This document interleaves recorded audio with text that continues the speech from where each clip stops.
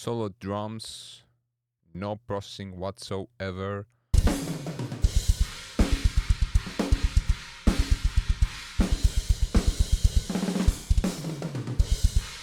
So I'm only panning.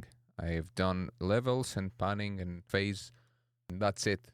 They're almost mix ready, at least to my taste. I'm mostly not using very expensive microphones. I'm using the casual, the usual suspects. So it's not about the microphones. It's about the microphone placement. It's about knowing your room. I took my room mics as far as possible from the drum kit. So I have the drum kit is in the dry position, and the room microphones are in the most wet position of the room, with the least amount of absorption. This song is from a client of mine. The drummer here is Bill Nanos, Vasilis Nanos, or Bill NNS in social media. And he's an incredible drummer, so he made my life very, very easy. Also, our live room here is also making my life very easy because it's a very live room. This lively sound comes from the fact that we don't have parallel walls except for the floor and the ceiling at some points, but it's stepped. It's not always the same. We only used like two gobos, two big panels. One was it's permanently installed on the ceiling, and the other one was next to the hi-hat, so there would not be any reflections. And this is by design. I wanted the drummer to have a very open and roomy sound, and yeah, I don't like dead rooms for drums. I will just show you the room mics now, how they sound. They were in a Bloomline configuration like that, and that's my favorite configuration for room sounds because you get the least amount of cancellations, and the low end information, the kick and the snare and the toms, they all sound huge and fat, and they are in phase, and yet you get the stereo-ness of the thing at the same time. So here are the room mics.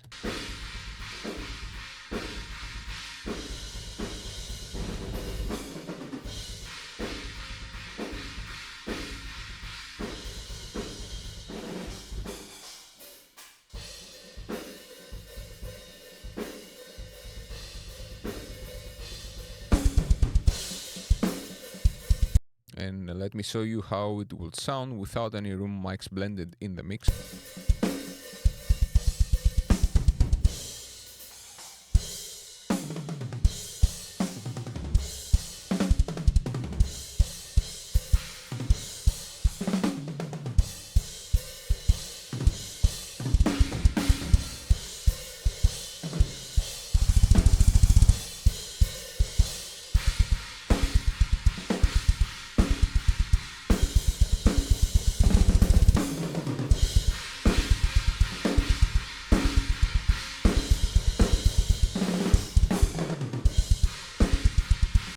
Note that I have panned them 50 and 50%.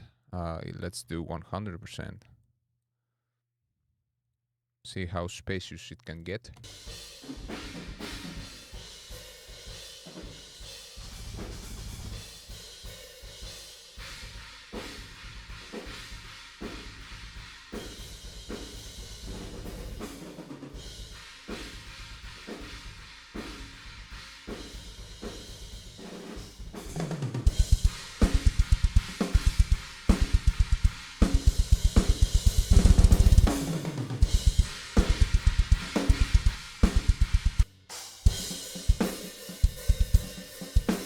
So for me, the best configuration is like this, to have some mono information, because if you get them too wide, it doesn't glue the drum kit as much.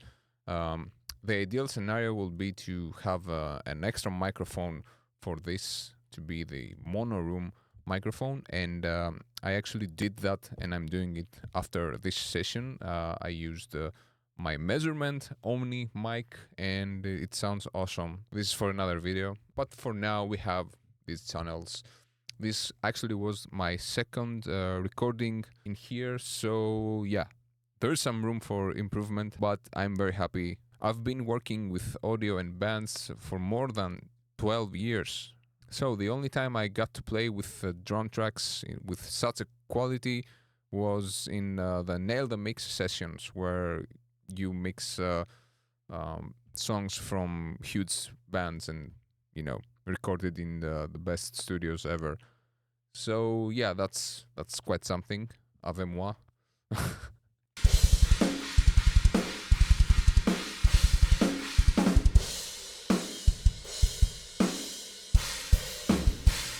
So I'm not mixing this project. This was from a friend of mine. This project is called Moon in Gemini, and or Gemini, I'm not sure. And it's from my friend Nick in Denmark. He's going to be mixing it. He basically ordered me to record and edit this project. We asked Bill Nanos to record the drums, and we are very, very happy about it.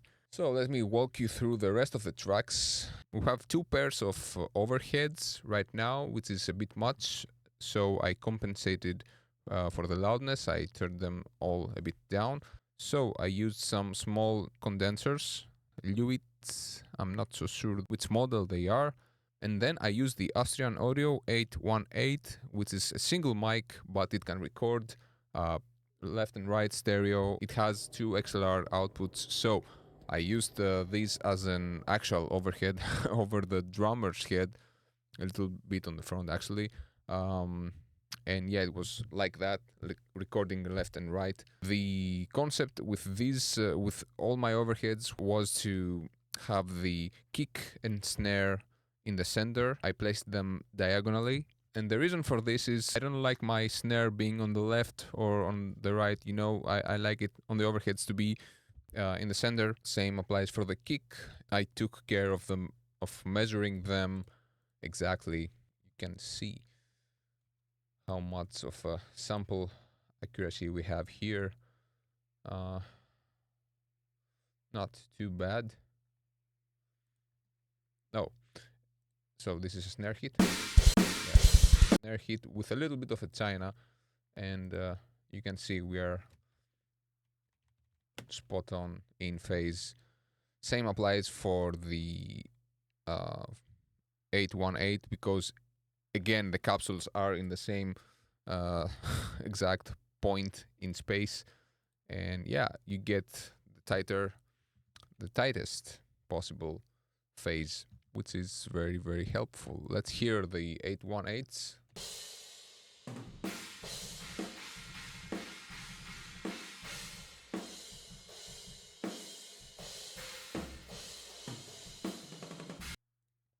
Let's hear the Lewitt.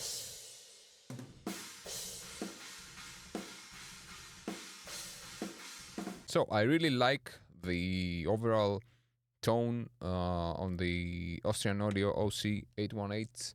Austrian Audio is a company made from people that worked in AKG, and they actually made the 414, the legendary AKG 414, but on steroids.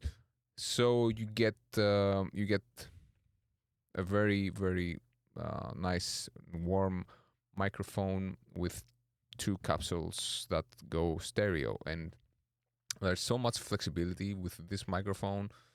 You can also get a second one and do crazy things.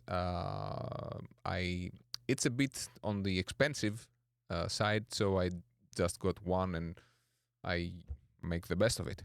I like how it sounds a lot in this configuration. This makes total sense because it's like 7 times the price of the Lewitts, but the thing is that you're not going to get as wide as you could get with a spaced pair like the Lewitts or whatever.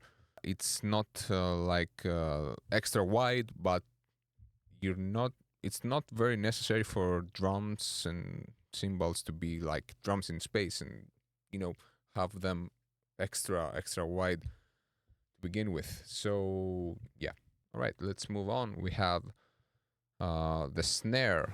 In order to have professional level drums, you're probably going to need to rob a bank, right? Because the drummer is too expensive, audio engineering might be too expensive, and all that. So Me and Bill have actually teamed up in order to not have to do any of these. We have found a way to streamline the process and keep the cost low. The guy can play literally everything, and he's a very heavy hitter, and he has such constant playing. I'm also very efficient at recording and editing. You can bring the prices very low to you, and you can use those, finally, those real drums in your mixes. Bill is really a natural talent. He's a phenomenon. Like, he's only 22 years old and he already has toured in Europe and South America. And right now, Bill is playing drums in Dead Congregation, which is top tier brutal death metal. This guy is a machine. So hit us up and we will make the best prices for you.